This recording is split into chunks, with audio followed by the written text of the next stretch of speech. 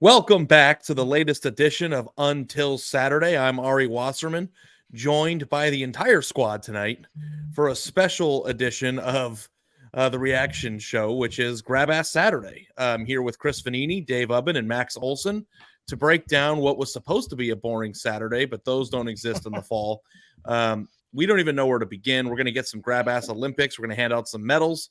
We're going to go through the entire day. As we're doing this pod right now, Colorado and Colorado State are playing a chippy game, and if that goes off the rails like everything else did on Saturday, we will have a live reaction show at 2 a.m, and we'll figure out a way to splice it into the podcast when it runs on Sunday morning. And of course, if that just goes the way we thought it would, it's a 24-point spread. We will get to it on the Sunday Sound Off show that goes live on Sunday. So before we get into the show, I just wanted to welcome you guys again to Until Saturday. This is the live edition on the YouTube channel, but be sure to follow the podcast on Apple or wherever you listen to your podcast. Drop us a 5-star review and leave us a question with that review, and we'll answer it on the show. If you're listening to this in podcast form on Sunday morning, go find the YouTube channel. You can watch us live 3 times a week. The link to that channel is in the show's description. And of course, anything that you can do, thumbs up, reviews, likes, shares, whatever you can to help this continue to grow is important to us. And of course, my favorite show of the week, it's really starting to flourish, is the Sunday Sound Off show, where people are leaving their voicemails and leaving their thoughts, and we're playing them live on the show. Just feels good to have you guys on there, hear your voices. That phone number is 316-462-9852. Again, that's 316-462-9852. You can text that line as well, but we will prefer the voicemails because we like hearing your voices. Sorry for the delay tonight. Did not foresee watching Texas on a weird illegal stream. And of course, we had to wait for Dave to get his Hawaiian luau takeout delivered tonight. So that was in the comments. So, all right, that was a pretty big preamble. I'd like to say for the record, that stream was probably legal, just for the record. Yeah, I don't know what it was. I was getting some advertisements for some weird things on there, but there's any FBI agents listening, I don't know what he's talking about. Yeah.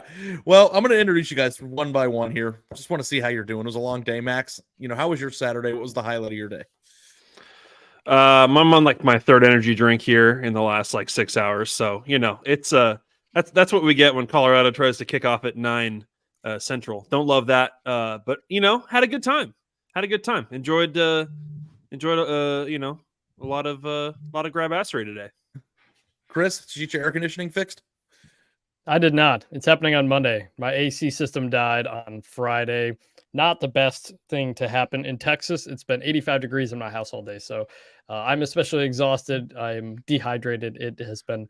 I looked like Florida State out there today watching the games.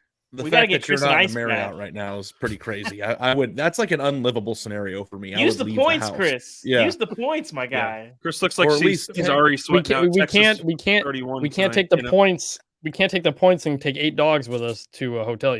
That's only like $500 in pet fees, Chris. Make it happen. I do know that Dave has a lot of takes to get off. So why don't we just start here? He did call the Swamp the black hole for Tennessee volunteer football. I thought that the easiest bet of the day, in my opinion, was Tennessee -6. I thought they were just a much better football team. Mm-hmm. They might still be, Ari. That was the swamp ass. That was the perfect swamp ass game. Florida wins 29-16. Trevor Etienne, 172 yards, touchdown. Joe Milton had some pretty passes. Some landed in the upper deck and some landed for some completions, but Florida gets the win here. Dave, what does it say about the SEC? What does it say about your former team that you used to cover and everything? What do you? Florida has a pulse. Shout out to Florida. I don't want to take anything away from them because we've been hard on them on this show, and they showed up tonight. And yes, Tennessee had some penalty issues. They tackled very poorly in the first half. Florida seemed to sort of tuck into a shell in the second half and sort of dare Tennessee to come get them, and they couldn't do it. But after Florida lost in the way that they did to a Utah team that was playing with 1.5 hands tied behind its back, people are leaving them for dead, and there's still a lot of football left to be played. I think Tennessee will still be okay. I still think Florida may struggle in some points this year, but they needed something to inject some life into the program. and to get Billy Napier off of hot seat watch, and that'll do it. Beating Tennessee, and not just beating them, but beating them soundly and kind of embarrassing them. I mean, that's a tough loss. Tennessee got punked tonight, and that's a game that's going to earn Billy Napier a lot of capital. Yeah, that was. I visited Florida in the preseason, and that was the team that Billy Napier thought he had. He thought they would be able to run the ball, that they would do really well in the trenches, and they just needed to not give up explosive plays with the young secondary. Trevor Etienne, 172 yards on the ground and a touchdown, including a 62-yarder. Graham Mertz was efficient, 19 of 24 passing, only 166 yards, but he didn't make the killer mistakes. So, if you flipped it, because of how Florida played so badly against Utah, I think everybody kind of left them for dead, like you said. But Florida made so many self-inflicted mistakes in that game with the penalties, with the 3rd and 1s, 4th and 1s. They couldn't get stuff off. Only 5 penalties in this game to really cut down on an issue they had against Utah. So Florida, you're feeling a bit better now. This was, Billy Napier didn't win a rivalry game at all last year. So you're 2-1 now. You beat Tennessee, and now people think you're maybe heading back in the right direction. That was an impressive win, I thought. Mm-hmm. Yeah, I think the argument for the Florida offense being acceptable, being pretty good this year is Etienne and Montrell Johnson, really playing well, and then that hopefully sets Graham Mertz up to do enough offensively. And I thought that was kind of the way it played out today. I feel like, I don't know if you guys noticed this, but in the second half, every time Holly Rowe was stepping in with an update, it was about the latest injury that Graham Mertz had picked up. He was playing through. He was bleeding from 6 different places. From both hands. Both of his hands were apparently bleeding, and they were like, yeah, his he's missing a couple fingers, but he's hanging in there. And I thought he did a nice job tonight. And no matter what we make of the performance by Joe Milton, which I'm sure we'll talk about, I think you have to give Florida's DC Austin Armstrong some credit. I mean, I thought they were really effective in the first half after the opening drive. And then, in a game like that, when you're trying to protect a lead, to get 3 stops on 4th downs in the second half was huge. Yeah, I mean, I think overall they did a nice job of moving the pocket on Graham Mertz, not just saying, hey, we need you to take a 5-7 step drop and just fire away. It was a lot of moving the pocket, get guys in space, run the ball. I mean, Mertz at one point in the first half, completed 9 consecutive passes. He was 10 of 12, something like that. I mean, that's the kind of thing that you've got to surgery. It was surgery, Dave. Yeah, exactly. He got his PhD in carving up defense on that in the beginning of the game. Listen, with as much blood was coming from his hands, if he shows up at Benihana, I'm leaving. Just for the record. But the thing that nobody's you don't even watch them cook it; they just get it delivered to you. Why would? Well, you can do both. There's enough time for both. The thing that nobody's talking about from all the blood that was coming out of this is gonna be a weird. Oh boy, the blood coming out of Graham Mertz's body parts is that the heart was pumping, man. All the blood that heart was pumping. It was it was a big game for Florida, man, because I do think, and I think we should maybe talk a little bit about 4-star recruit, 5-star heart there, Ari. Yeah. I mean, no, you can't measure that. Honestly speaking, athleticism takes a backseat to how bad do you want it. But all kidding aside, I thought they were a very functional looking team, and I think there was some question coming into this game whether or not Florida was going to be functional at all. Yeah. What does this mean for Tennessee moving forward? Is there a blueprint here to bother Joe Milton? Do you think that this is kind of a nerve-wracking thing if you're a Tennessee fan, wondering if this is the Joe Milton that you're going to get for the rest of the year? Because there was a lot of hype put on his come around a little bit that he was going to over. I thought Milton was okay tonight. He wasn't great. He wasn't bad. I think the reality with this Tennessee team is they don't have the same ceiling that they did last year. Defensively, still a work in progress. We'll see. Offensively, they're just not going to be as sharp. I think they still have a ton of speed at receiver. They can still run the ball. Don't forget, they're still missing Cooper Mays, their center, who is a huge part of what they do. He was and the backup center had 3 holds in that game. Yeah, Ollie Lane had a bad night. Cooper Mays is a huge part of what they do, and he's got a lot of experience, and he's a guy that the staff really trusts.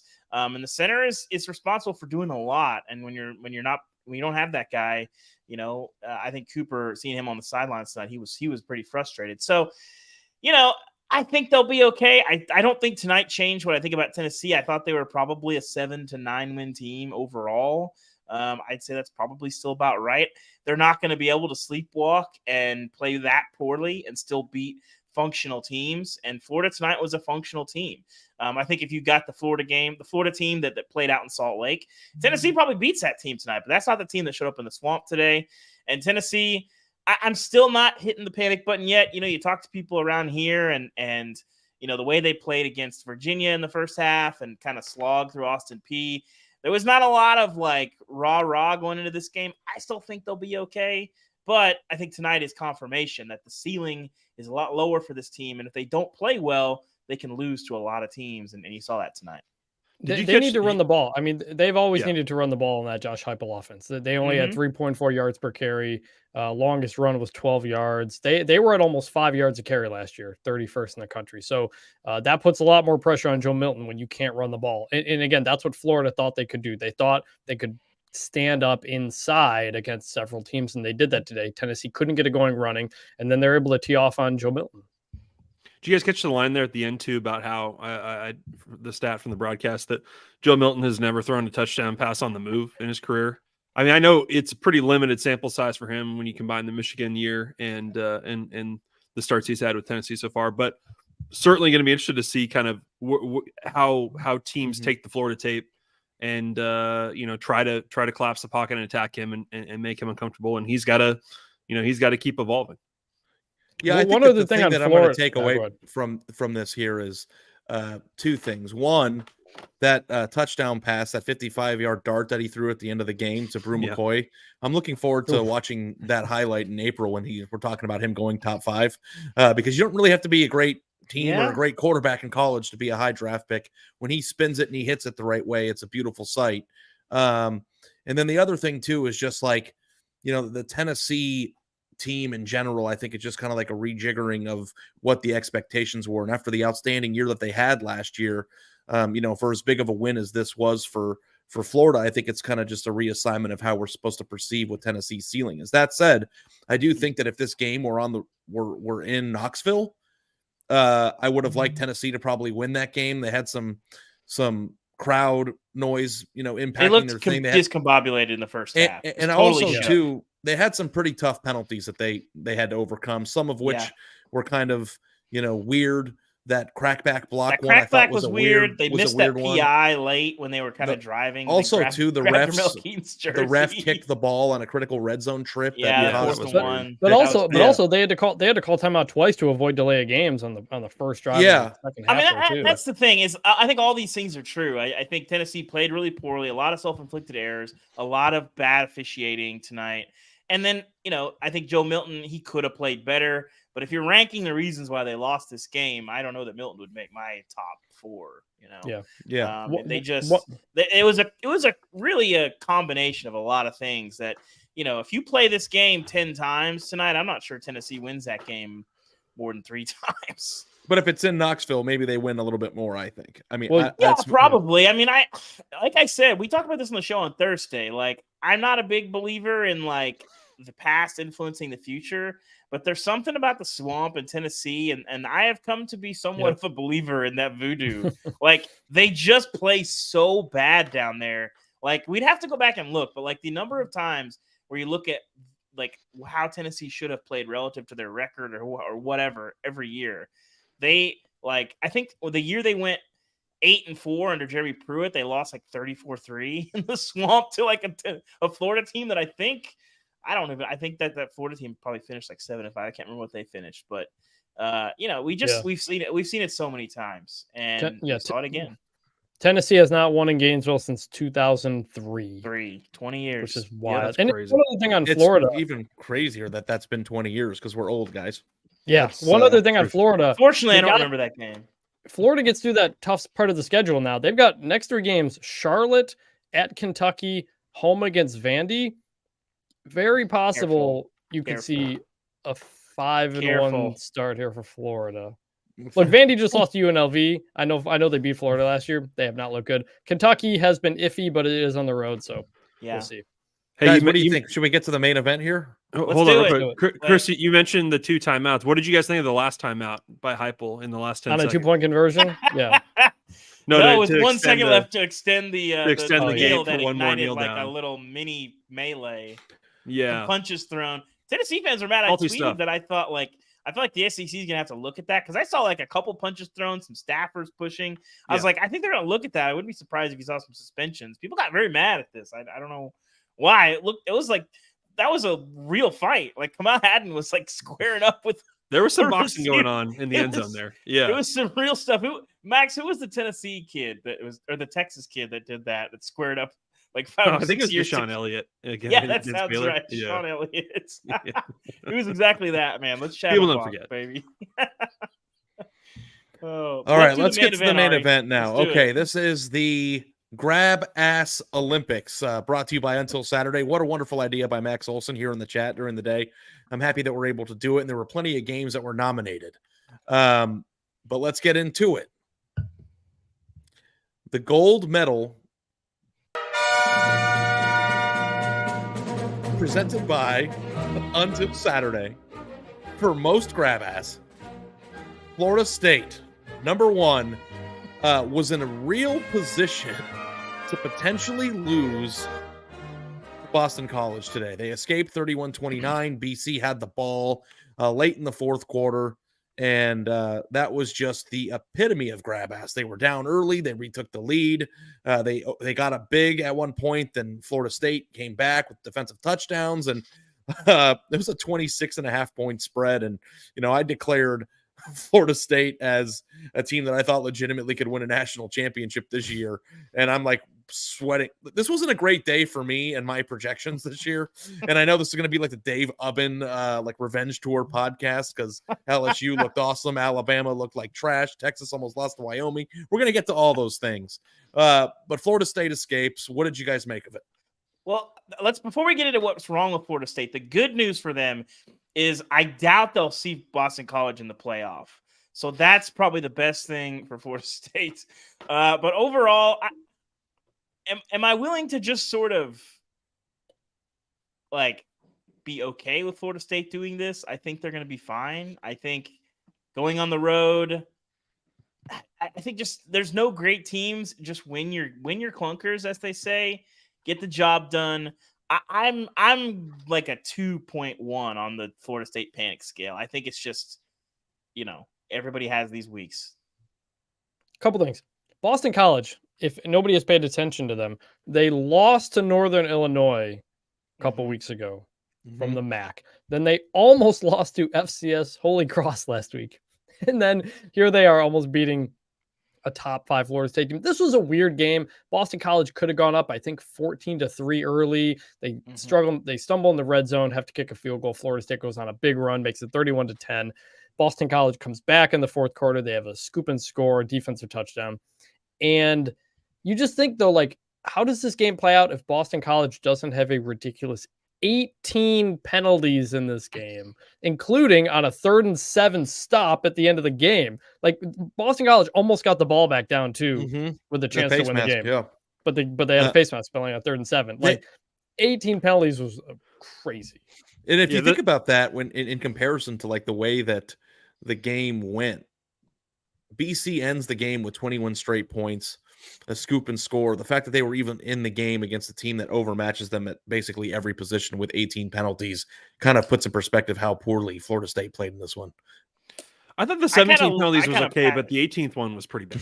Yeah, that was a costly one. The 18th one literally might have paying cost them the attention to this game. I was watching it early, and then all of a sudden, Cam is like, "Hey, if Florida State loses, we're gonna have to go live." And I checked the score. I was like, "What happened?" I kicked them off of my multi-view. I was not paying attention to Florida State, and I think Florida State wasn't paying attention to Florida State. So I think if there's a way to kick the team that you're playing off of your multi-view screen, I feel like Florida State did that on the field today.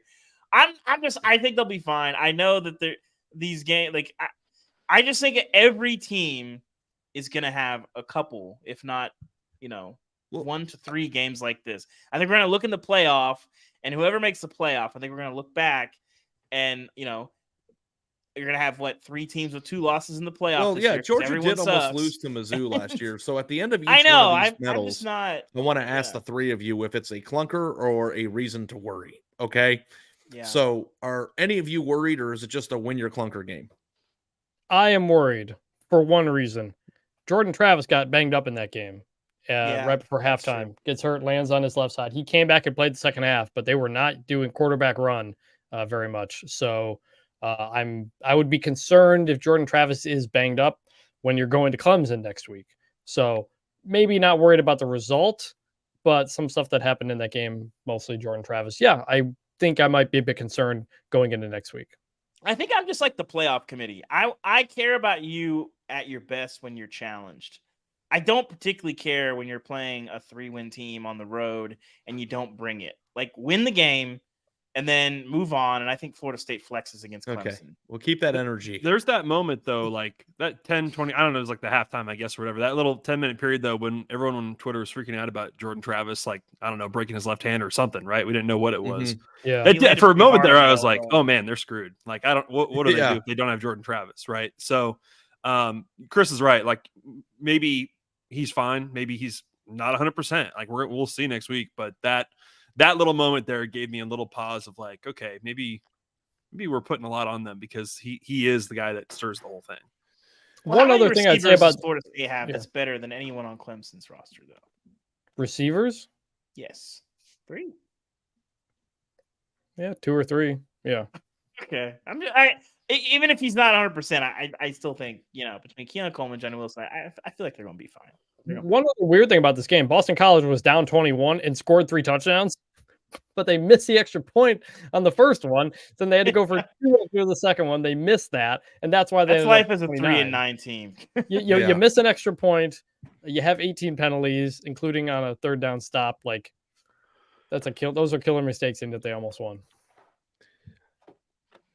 Now, I think it's time to go to the part of the podcast that I've been dreading the most, because I don't want to look at Dave's smile. I don't want to talk about it. The silver medal we will present to the Texas Longhorns a week after they go on the road and beat Alabama. I've got to find a stream that porn ads as I'm watching this thing. I don't know where I ended up, how we got there, but we're legitimately concerned that Texas is going to lose to Wyoming in the 4th quarter. It's tied 10-10. And then, of course, Texas won the game with one sweet Xavier Worthy move. I don't know if anybody that run was awesome. The house, but he's probably my favorite. I don't know if I'm able to say this. I'm just going to say it. I think he's my favorite player to watch in the sport this year. I think he's truly incredible. I know there's some debate about whether he's the best receiver on his own team because A.D. Mitchell's really growing into something here. But, Texas survives. They beat Wyoming 31-10. The score looks a lot better than it was because, again, there was some real concern there about potentially even losing this game because Texas was going to Texas itself. I wore this hat on purpose just to be disrespectful when talking to adults, but also because I just think it's a cool vintage hat with a Texas logo on it. Quinn Ewers, 131 passing yards, 2 touchdowns, one of which was to Xavier Worthy. They escaped, but was that a clunker, or are we just like getting a symptom of me getting completely just broken later on in the year? I was told, just for the record, that Texas messing around with bad teams was not possible with this Texas team. That they were too good. Is that what I said? Is that what he said? You just said the past doesn't affect the present, so we can just move past it. Yeah. I did again. I believe say they weren't going to play any close games. I respect this Texas team. I believe in them at their best. I do not trust them, and they showed us why because of the letdown spot. I think when like I said, Oklahoma's look pretty good. I think when they play Oklahoma, I think they're going to be fine. It's these kind of games. I'm surprised this wasn't an 11 a.m. game played at like a neutral site because Texas just looked like they had no energy. I mean, how late did it get when they were tied at 10? Was it like 8 minutes? 4th quarter. It was early in the 4th quarter. Yeah, when that Xavier Worthy play happened. So, I mean, listen, I don't know why you guys thought Texas was not susceptible to these kinds of games. I didn't think it'd be coming against Wyoming, but did I say they weren't susceptible to playing a close game with a bad team? You guys were acting like me suggesting that Texas could lose to Texas Tech or TCU or Kansas State or a lot of these Big 12 teams that don't have the talent You guys were acting like I was being ridiculous. You know how I know suggesting Texas this made was Did some they gonna really happen. say? Real quick here, we got a grab ass update. It's 14-14 in this Colorado game, and they just showed a clip of Shadur Sanders reaching his fingers into a Colorado State guy's face mask. So a little bit of grab ass going on. All right, we're gonna wrap this thing up, and we'll get back to you guys We gotta tomorrow. get, they gotta get Lil Wayne some touches. What are we doing? But do you Master guys, P's out there? Throw Master Look, P in at left tackle. Catherine Let The Rock is call some accusing plays. me of saying that Texas would never play a close game all year, and if I did That's say not that, true. then It wasn't like you then- said they wouldn't play a close game. You just acted like me, suggesting that they could lose to some teams that do not match up to them. I just was a didn't want to hear that ridiculous after they assertion. beat Alabama on the road. Mm, That's not the yes. correct response to it. Yeah. That's Sure, not what but- they Isn't it? deserve from you. Isn't You can't- tonight would you can't suggest make that it is, Ari. Catherine says you You did. know how you know that Texas has made progress? Because we're having the Texas back at disappointing people after a win. So I feel good about that. It They was won the 10 game. to It was 10 a in the bad- fourth quarter. I understand that, but they've lost. They lost to Kansas 2 years ago. This is fine, okay? And if they lose or when they lose, whatever happens, we'll discuss it then. If I said or I implied that I don't think that it's possible that they could lose a game to an undermatched team or an overmatched opponent, I'm sorry. I guess it is within the realm of possibility. I was just saying that I was going to give them the benefit of the doubt this year. Of course, this was a little sketchy for me. But you know what, guys? Win your clunkers. It was 10-10 going into the fourth, and then they smashed the I'll team just say, out of their I own never building thought that Texas beat was the gonna team lose that you this said game. was going to win the Big 12, Dave. I They beat never Tech. thought that they were going to lose this game. I'll just say Yeah. that. I thought It was Texas more of a weird fine. game than a scary. It was just like, what are y'all doing? I was scared. I Like, don't know about you. I was scared. 30 point. I will say 30-point spread against a team that did already beat future Big 12 champion Texas Yeah. Tech is wild to me. I thought that was pretty disrespectful. I'll just say. Well, it was on the road. There's no altitude to speak of here. And you know, they did beat your Big 12 champ. Sure. And then Texas beat Still them to put them undefeated in the Big blender. 12. Yeah. I should note Texas Tech. Hey, shout out to LHN going out on top here with a must-watch game. Happy for my old friends there. If you're holding the Quinn Ewers Heisman ticket, I'm not sure 11 for 21 for 131. That's not necessarily like to the moon coming off the Bama game, but you know, He's a winner. And by the way, we'll get into this next. How good do you feel about Texas last week as we get into the bronze medal here, Ari? David, go DoorDash medieval times and let Texas enjoy the win, bud. You're never gonna let it down. That's my greatest joy about this pod is needling you about weird experiences that you can order. Rainforest Cafe, they spray you with a garden hose when you knock on the door. Yeah, okay, Texas wins. We're not supposed to spend too much time on this. It's unfortunate that we had to spend even 5 minutes on it, but we get to live for another week, and hopefully they'll continue to ascend upward. to But if see not, here. then, They're fine. fine. And guess what? We'll all four be back Not to too worried throw it about back in my face if Texas does rear its ugly head out there. Okay, to the bronze medal. Mhm. And this one might just take the rest of the podcast because I don't know if this was grab ass or if this is just what we expected or if it was a little bit of both. Dave is going to run a victory lap here. Bronze medal. We present to Alabama. They beat USF 17-3.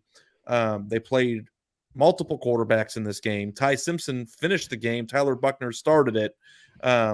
Combined passing stats, 107 yards, 43% completions percentage, and 4.7 yards per attempt.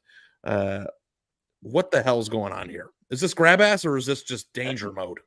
Here's the It's- thing. I mean, Bama it's is who we thought they were, Ari. They're not good on the offensive line. They're not good at quarterback. They don't have receivers, and they're slightly above average at running back.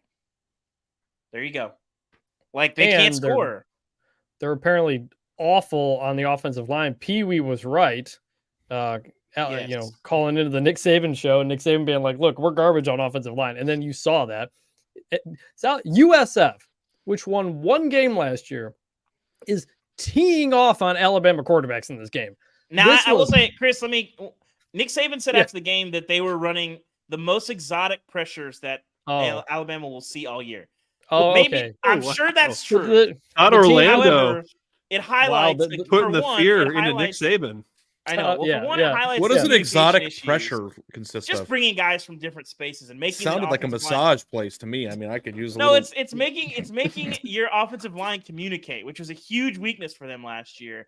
But the problem is the thing about when one team does something, a lot of other teams are going to try to duplicate that. Yeah. You don't Like, think so LSU is going to bring some that might be exotic blitzes true. now? Yeah, that might be true. But like, dropping a defensive end into coverage and bringing in a linebacker off a stunt is not the craziest thing in the world. It's not like you can't install that in the week, right? So, I mean, this was them last year, and it's them this year. Anyway, Well, sorry, here's the thing that that's was most longer than interesting I about the Alabama anticipated. team that's going forward now is we've seen 3 quarterbacks play for them this year. They're kind of down bad right now, and it's like we don't even know what should be next. Like, what quarterback should start? Who's been the best? Did anybody strike any confidence in you? I know when Simpson came into the game, there was one sack, like right on, I think it was the first drive that where he was parallel to the ground while in air, and I was like, God, this guy has no chance. I thought it was weird we didn't see Milroe. I don't know what's going on there. That's weird. You would think that Milroe would have came into the game because at least he's old steady, right? Well, yeah.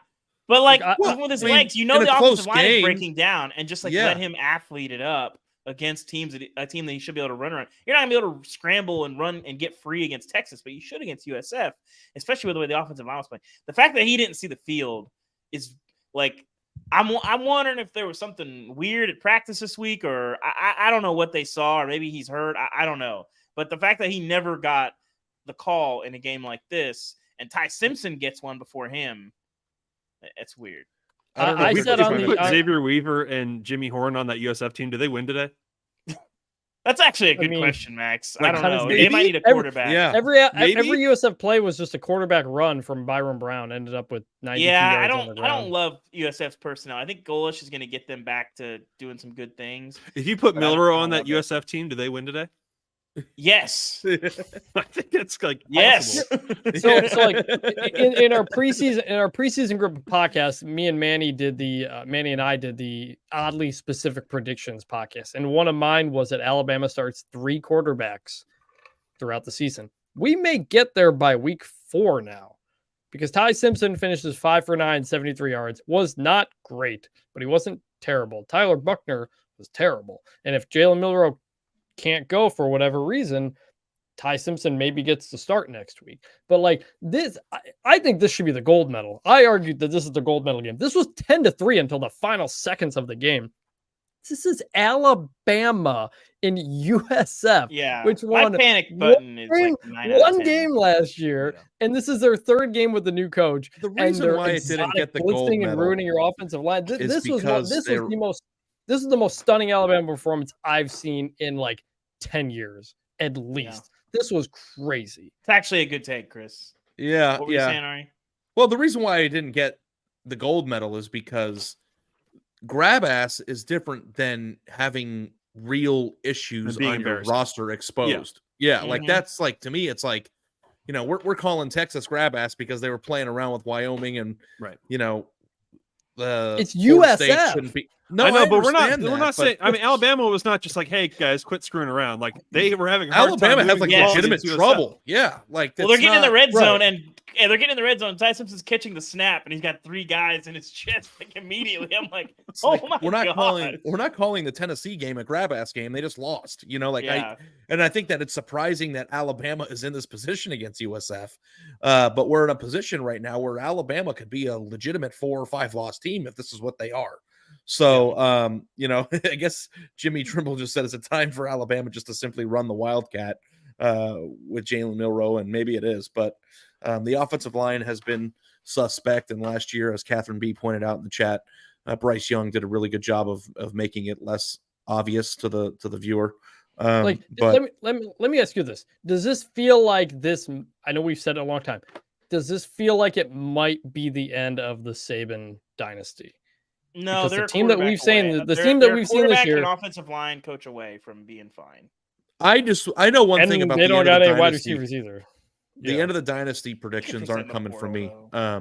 We've heard it before, and listen, they just signed a recruiting class last year with 9 5-star prospects in it.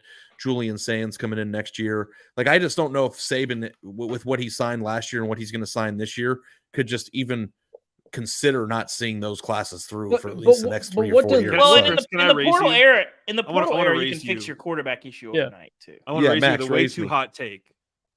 Is this Alabama team 22 A&M? Are they very talented, but they're just weirdly like losing Not a bunch that of close bad. games this year? No, Not that only bad. 5-7 bad. I'm not but, saying losing like, record. I'm saying like, are they like the most underwhelming team of the year potentially? they have to be. Like, Ari, you always point out the average kid on this team is a top 100 player. Like, it is, yeah. I know it's they insane. have a great recruiting class coming in, but they have a great recruiting class every year, and what they have right now is I know, but not when you working. bring in 9 5-stars into one class, that's 10% of your roster. I'm just saying Saban's not retiring with this coming in. So I just like, I feel like Saban, I guess like, yeah, Durs here says with that logic, Saban will never retire. And maybe that's the case. I don't know. Nobody's ever signed 9 5-stars in one class before. So I just, I don't know. I declared that there was a chance. I thought maybe that it was starting to slip a few years ago, and then they won the national championship the following year. So I don't know what the end of the Nick Saban dynasty is going to look like. It's been the greatest run maybe in the history of the game. And I just think that he's probably earned a little bit more credit in my mind than just like, For the record, It's Ari, I over. think if you told me that Nick Saban would never retire as long as he's physically able to do what he feels like he needs to do, I think I would take that bet. He's not just going to walk away. I think it's No. in his blood that he's just going to keep coaching until he probably can't. also he looks like really young and healthy. Yes. And like, it's not like he's like having a hard time. I have more questions about Deion Sanders' long-term health at this point than I do Yes, about Nick legitimately. Saban. So I do have a bit of good news for Nick Saban. His first game at Michigan State in 1995, they gave up 666 yards to Nebraska, the most Michigan State has ever given up. That record was broken today by Washington, so Nick Saban no longer has that on his resume. It's not a bad day. I'll take That's that. lovely. Get a win on the road and get a record expunged from the record Yeah. books. So Alabama's we saw- never going to play at a G5 team again after this. Yeah, we saw all 3 quarterbacks now in the last 2 weeks. Was today like good for Milrow? Basically, seeing the other 2 guys. Like, I mean, I know they played in Yes. the monsoon, right? Well, there Like, is you a have to factor fourth. that. That's not really like totally fair to Buckner to Yeah. like, keep playing in those conditions. But like, Yeah. if Nick Saban is saying we've played the guys who played the best during the week and stuff like, are we truly going week to week here with this decision? I mean, maybe.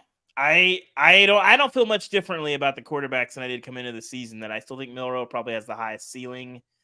I don't think I those thought other two they'd probably guys just give like you run for enough. 300 a day and be like, hey, we fixed quarterback. You know what I mean? But Yeah. that didn't really happen either. yeah, you know? yeah. And Just, like, Ari, kinda you did patch it tease up. there's a 4th guy.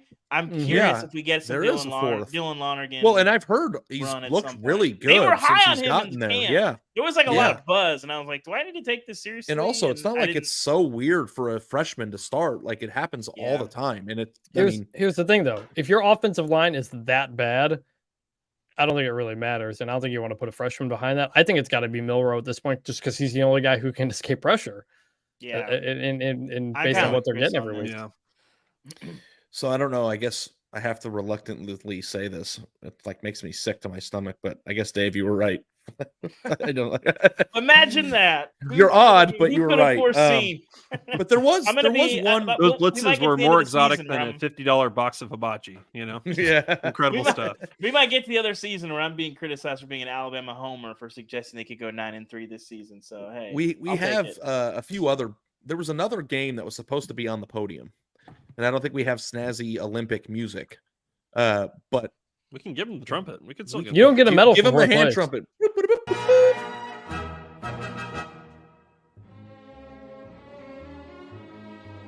It's a stand, but Georgia was losing to South Carolina 14-3 at halftime today. yeah. And that might have been some grabassery. I think in the second half, if you were watching it, Georgia just kind of swallowed them up the way that they tend to do. But did we find some issues with Georgia? Are we less high on Carson Beck than we were before the game started? And is Georgia a team that you think could lose even in this schedule? Mike Bobo, there's a lot to unpack here. Like Georgia, I'm a little bit more concerned about Georgia and, of course, the SEC as a whole if this team doesn't figure it out. Well, they have the weapons to be explosive. Their offensive line was okay. I've argued with Seth Emerson about this, our Georgia writer, for many months about the quality of Mike Bobo. He's been defending him. I said, I think Todd Monken's one of the 5 or 10 best play callers in college football, and now he's with the Ravens, of course. But I've liked him for a long time. Mike Bobo, but with the personnel that they have, with Ra Thomas, Dom Lovett, Brock Bowers, they should be able to be explosive. They are not explosive. And maybe that changes. Maybe South Carolina's better than we thought. But 3 points in your first half of the SEC game, your first SEC game, on the way to your three-peat does not inspire a lot of confidence. And I think people were kind of just crowning them number one by default. They rebuilt last year. Well, they can surely do it again. And, not so fast, my friend. I think I count 3 plays longer than 20 yards for Georgia in this game. 2 of them passes, none longer than 36 yards. How many did North Carolina have? I don't have that on. I'd have to look up the box score, but you're right. I think a big part of that is losing Todd Monken as offense coordinator, who was very, very good, up for the Broyles Award last couple of years, and losing Stetson Bennett. Like, I know everybody made jokes about Stetson Bennett being a walk-on car dealership, not going to last long in the NFL or whatever. He was a very, very good college quarterback. Yeah, playmaker with his arm and his legs. In Georgia, just doesn't have that explosiveness and creativity on offense yet. That's not to say they won't win every game, but I think you come out of this game being like, maybe there are some more holes. I feel like there are more questions about Georgia right now than last year when they almost lost to Missouri. Like that felt like just a full-on clunker. This feels like you do have some questions, and they're coming into the year with what you lost, and there's still questions. I think this is an interesting segue too, guys, just like to an overall topic about college football and whether or not we're getting back to like an 07 type season. Because it's like, if you really take a step back here and you ask yourself this question, I think I saw Nicole Auerbach tweet this, but which fan bases are truly happy going to bed tonight? I mean, Michigan was fiddling around with Bowling Green for a while there, and we have the 3 medal winners. Ohio State once pretty comfortably there in the second half, but for the first quarter and a half of that game, they were not so impressive. Maybe they're happy. I don't know. Notre Dame was up by 7 against Central Michigan at halftime. Alabama, everybody knows what happened there. I guess the most happy fan bases in the country right now are Iowa, who dropped 41 in a game tonight. Penn State did pretty good. At first we thought it was going to be one of those Penn State, Illinois, Big Ten unwatchable games, but Penn State handled their business. Washington handled their business, beating Michigan State 41-7. But yes, as I look around on the scoreboard here, last year we knew who the best team in college football was, and that team ended up winning the national championship. But I look all around college football here, and I don't really see any teams that don't have warts, which kind of excites me for what this could be moving forward. Is there any thought here to who you guys even think is the best team in college football right now? Yeah, I was having that conversation with Seth Emerson, and I guess the good question is, if you say, okay, Georgia didn't necessarily look unstoppable today. I thought they did some good things in the second half, and I'm not overall too worried about them. But I guess the question would be, if you were to drop Georgia out of the number 1 spot, not just who's been better, but like who's been better every week. You know what I mean? Like, I think it's hard to kind of pick out a team right now that you like can really fall in love with as they've just been that team every week. As I now see Colorado State take the lead against Colorado. Yeah. Like, I don't know who's got the resume at this point. If you take out the preseason ranking and just purely look at resume so far. This, as someone who has to rank 133 teams every Sunday, I've been thinking about this all day. Like, who am I going to put at number 1? Like, all the grab assery we just mentioned, like, I'm probably not going to end up changing that much at the top, but who I was most impressed with coming out of this weekend, and I don't think we're talking enough about yet, is Washington, which put up over 700 yards on Michigan State. They basically gave up the whole second half. This team has destroyed everybody they've played so far, and they are living up to. I picked them in the playoff coming into the year. Ari was not so sure about Washington, but this Washington. Yeah, I was wrong about them. They're awesome. Yeah, they are very good. Look, it's been 3 games. Look, the Pac-12 is going to be very, very difficult. The Pac-12 is very good, but man, this team looks unstoppable right now. Michael Penix Jr. is just hitting every deep ball, throwing 60 yards off his back feet. They're running the ball really well. Got some strength there. They were actually down 3 guys in the secondary today against Michigan State due to injuries, and they didn't allow anything until a garbage time touchdown. So keep an eye on Washington, who has been just destroying everybody they're playing so far. Would you blast them up to number 1 though? No, I can't put them up to number one yet, just because they don't. But how high you I don't think you think want to go? Michigan is that good. I need to look, but like I'm thinking maybe like top 5 at this point. I forgot where I had them last week. I think I had them maybe 7 or 8, but they look like top 5 good right now. Yeah, top 5. I mean, I think it's reasonable. I mean, if you're on pace for 800 yards in the first half of passing off, I mean, I don't know where Michigan State is mentally right now, too. It's kind of heavy stuff going on with the program, but Washington looks really, really good. There's no question about it. And also, too, Dave, I want to give you. What about Oregon? Oregon's okay. Yeah, I want to give you. We can. Notre Dame's been steady. Yeah, Notre Dame's been pretty good. And we're gonna find some answers out about Ohio State and Notre Dame next week. I'm excited to see that one. But what about LSU today? I know they got off to a rough start in the year, but handling their business the way they did against Mississippi State, beating them 41-14. Jaden Daniels had 425 yards, 4 touchdowns, 88.2% completion. I just saw that. Wow, 30 for 34, 4 touchdowns, LSU school record.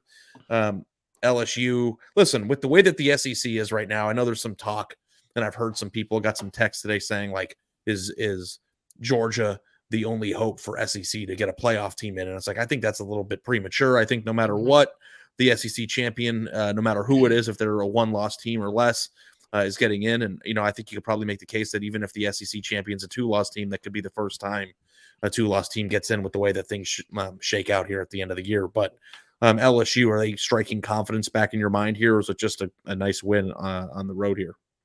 I mean, it's both. I mean, the personnel is the personnel, right? And I think the final score was always going to, and the way that they lost, 38-3 in the last whatever, giving up that kind of run where Florida State just broke them mentally, it was always going to cost them in perception in the rankings, but it didn't change the fact they still have a bunch of really good proven players, and they showed out today. I mean, Malik Neighbors on fire.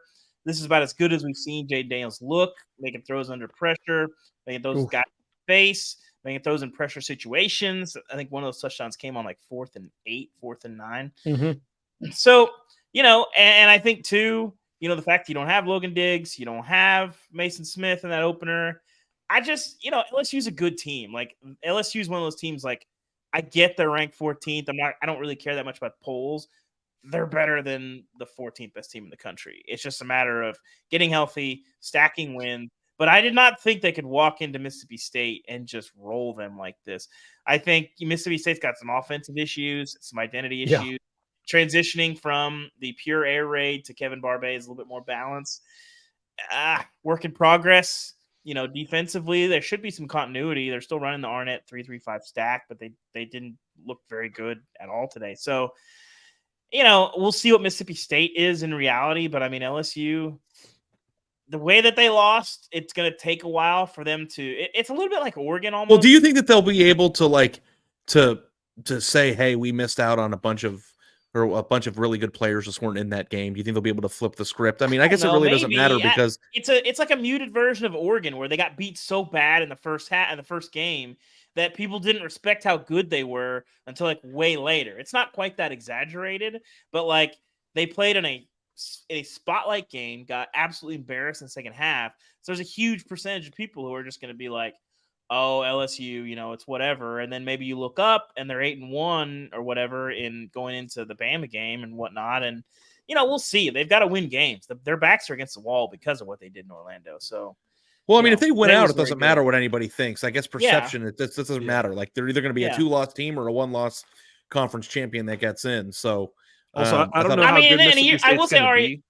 But I thought that was one of the best receiving performances we'll probably see this season from Neighbors. Yeah. Did you guys watch that? Like, he was 239 yards. Ari, in a season like this, we're talking about how it's wide open. A 2-loss LSU SEC champion will be a very interesting. I mean, there's a lot of moving parts, but their case for the playoff. There's more candidates this year. That's what's interesting. Yeah. There's going to be more candidates for playoff discussion than there have been in the past because the Pac-12 is going to have, their people. We're going to have Texas undefeated at the end of the year, so they're going to take a spot, and like it's just going to be it's going to be tough. But aren't you excited for the 12-team playoff when all these teams are going to get in? Yeah, I cannot wait. It's going to be good. You know what? Listen, guys, if the entire sport is changing with the way that these rosters are composed, and it kind of goes back from being lopsided and it's more evenly matched, then sure, I can't wait. But we'll see when that day comes. But I just wanted to make sure too, as we're talking about the SEC, that we gave Missouri the shine that it deserves. I know a lot of times we spend a lot of time on this podcast with the big name brand teams, but can we talk about the thick kicker? Harrison Mevis just banging through. Was it 62 yards? 61. Longest 61 in yards, SEC longest history. SEC record. Redemption and, for the thicker kicker. I believe he missed like a 25-yarder. He missed the 26-yarder against Auburn last year. They lost that Yeah. game in overtime. Yeah, that was 61 is wild, man. Dude, I was like, I can't believe they were even kicking it when they lined up. Yeah. I was like, God, they're gonna give up because a they kick messed six it here. up. They got the they delay of game. It was the and then worst they delay run of the play, game they call kick I've it. ever seen in my entire life. I don't know how that even possible.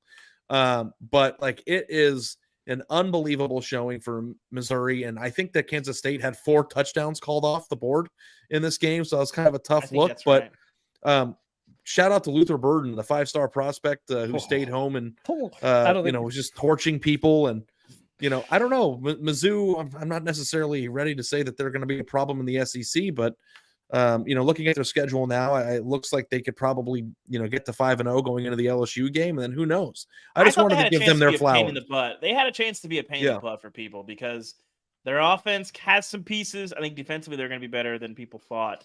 But I still think Kansas State's really good. I still think Kansas State can contend for a Big 12 title. I just think Missouri is going to be a tough out for some teams this year. I don't think their ceiling is crazy high, but you're not just going to walk in and, they're not going to lose very many SEC games like 41-13. I don't think there's going to be a lot of that. You're going to have to show up to beat Mizzou this year.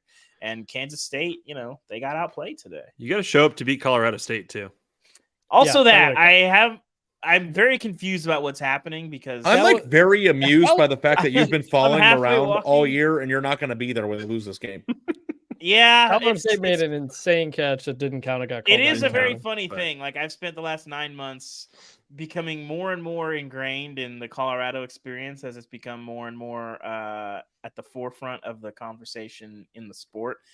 But we felt pretty good about this being the game that I skipped the first 5 weeks. And if they do end up losing it, and this part of the podcast hopefully will make sense depending on how this game ends. I guess we have to stay up late. I was getting kind of tired. We have to stay up and watch the end of this. And at the very least, you got to make sure we catch any post-game antics that are certainly able to, be on the table here. But Colorado State, it seems like they're the team who's playing like they took it personally, not the other way around. So speaking of post-game though, speaking of Missouri and post-game, see what Eli Drinkwitz said after the game? Eli.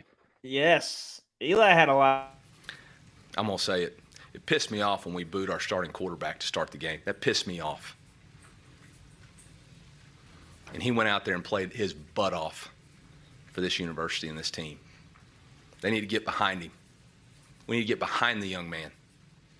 You want to boo me, fine. You don't boo the starting quarterback. It's bull crap. I'll say it again.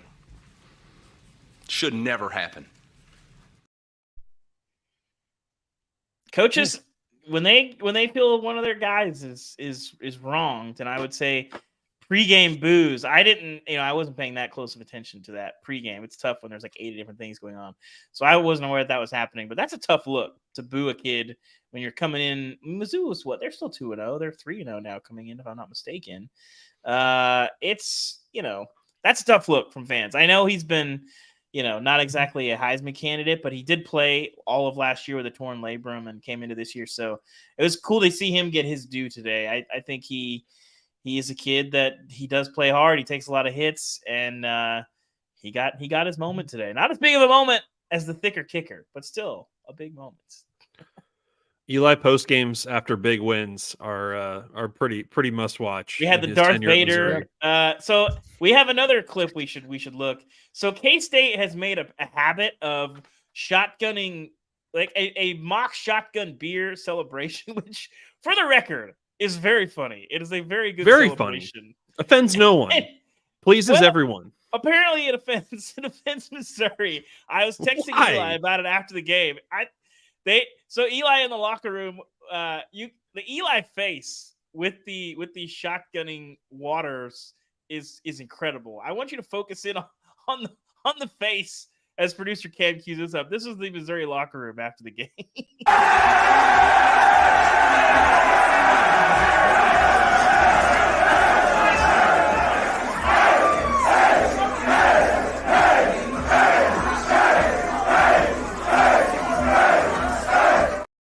For people who didn't see it, he was doing the Stone Cold Steve Austin 2 at one time and then flipping them away.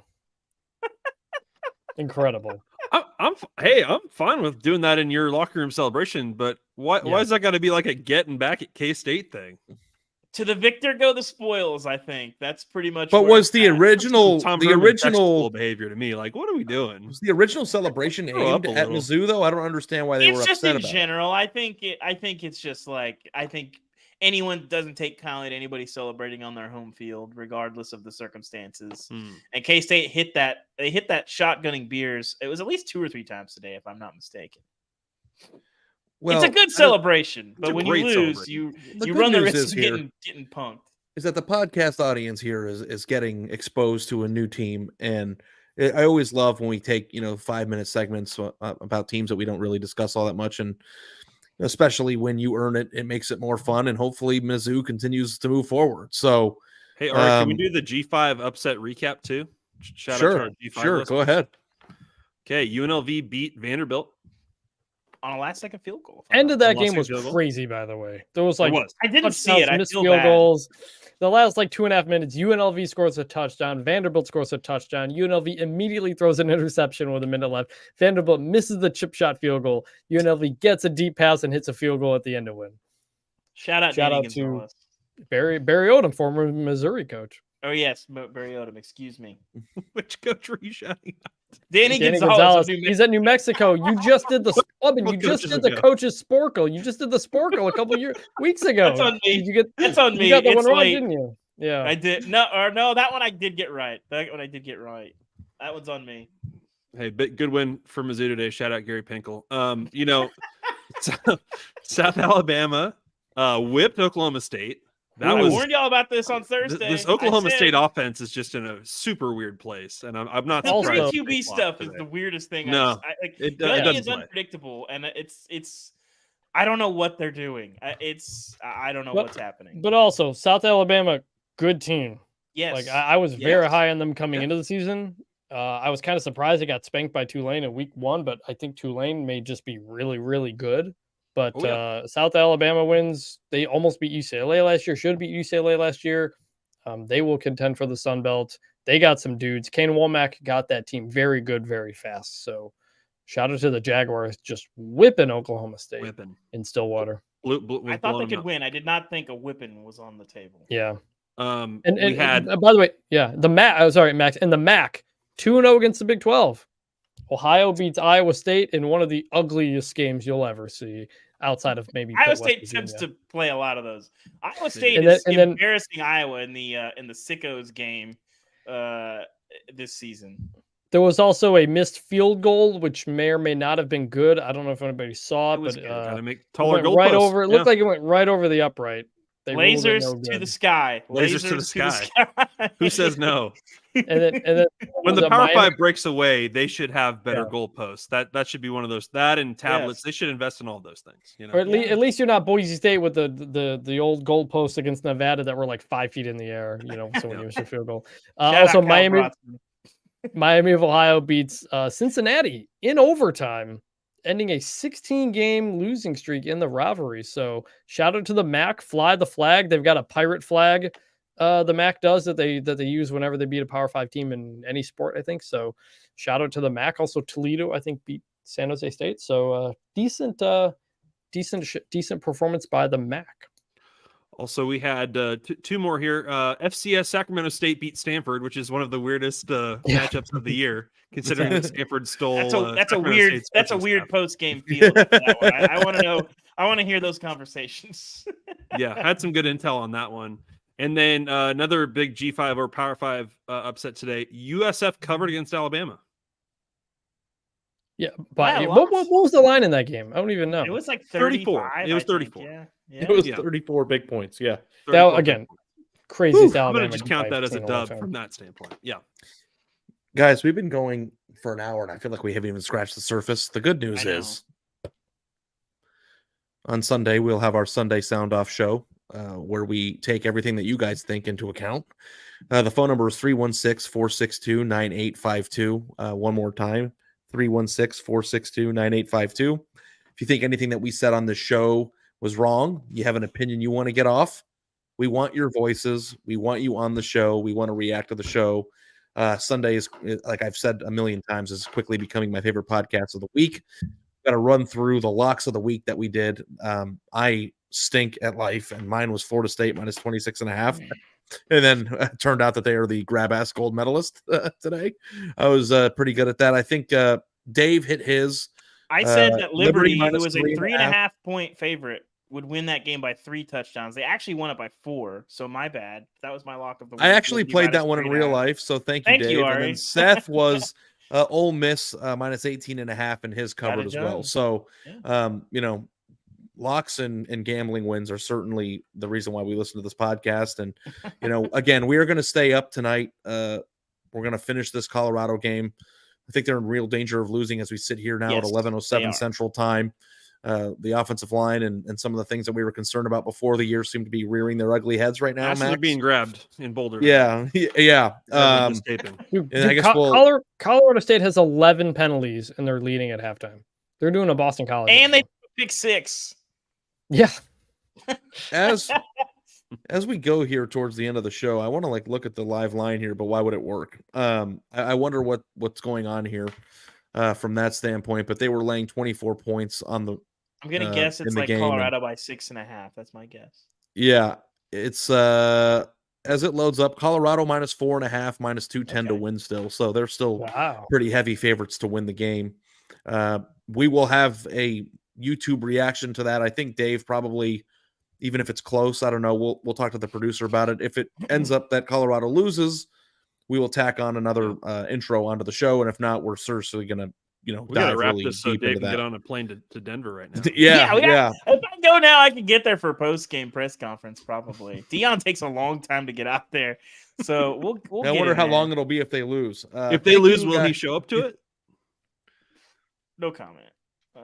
That's the Dion's question. first news conference as Jackson State's head coach started with him freaking out about somebody stealing his bag. Yes. And Like in his anything last could one, happen. and his Yeah. last one was him not showing up because yes. they lost. Well, no, technically he did one in the Celebration Bowl, but they or no, they He showed won up, the but somebody SWAC, was still and they- talking, so he left. Yeah. Well, he won the SWAC championship, but he was. Are they already going to live go out to stream Boulder. the halftime address on YouTube? No, they post. Let us in. No, they don't do that. I thought they're not Thank too hard to find. Yeah. Hard to find them at halftime, I If guess. they lose to Colorado State, do we have to come up with a grab ass medal that is superior to gold? Like a titanium grab but ass. that might just be- Titanium. Yeah. Titanium That might just be elite. regression to the mean. Great. That might just be regression to the mean. Like Colorado has played very well the last 2 weeks, but Don't. like they're not good enough to like sleepwalk against anyone, Yeah. and they're not playing very well. So Yeah. whatever So, that's worth. let's Which is get back to surprising watching from the that most game. interesting team in the history of the game of football. You know what most You- interesting teams in the history of football do, Max, is they play interesting games. That's right. And we're having one right now. Listen, the fact that Dion could turn a game with a 23-point spread, played at 10 p.m. in a rivalry game that no one outside of Colorado particularly cares about this rivalry, into, for many people, must-see television with Master P and Lil Wayne on the sidelines. I think it's And- fair to say there's literally no one else on the planet who could do that. The So you're Rock saying if Texas had returned. more celebrities tonight, it would have been okay? Is that what you're saying? People would have been more interested in watching their game on Okay. LHN. LHN's The- distribution numbers would have gone through the roof. If they'd hired Dion instead of The Sarge. Rock returned to WWE because of Deion Sanders. Like, that Legitimately. Legitimately, he went on the Pat McAfee show on College Game Day, and he's like, you know what? WWE SmackDown's in Denver. I'll just show up there too and go face to face with John Cena. Oh, you know man. who else is happy tonight is the Ferentz family, both of them. Yeah, we need our 'Cause- drive to 325. A great day for the drive today. Yep, Now, can I they are Can I also they are get over. They're on pace now. Mhm. They're ahead of pace now. They're at 85 points, 28.3 per game.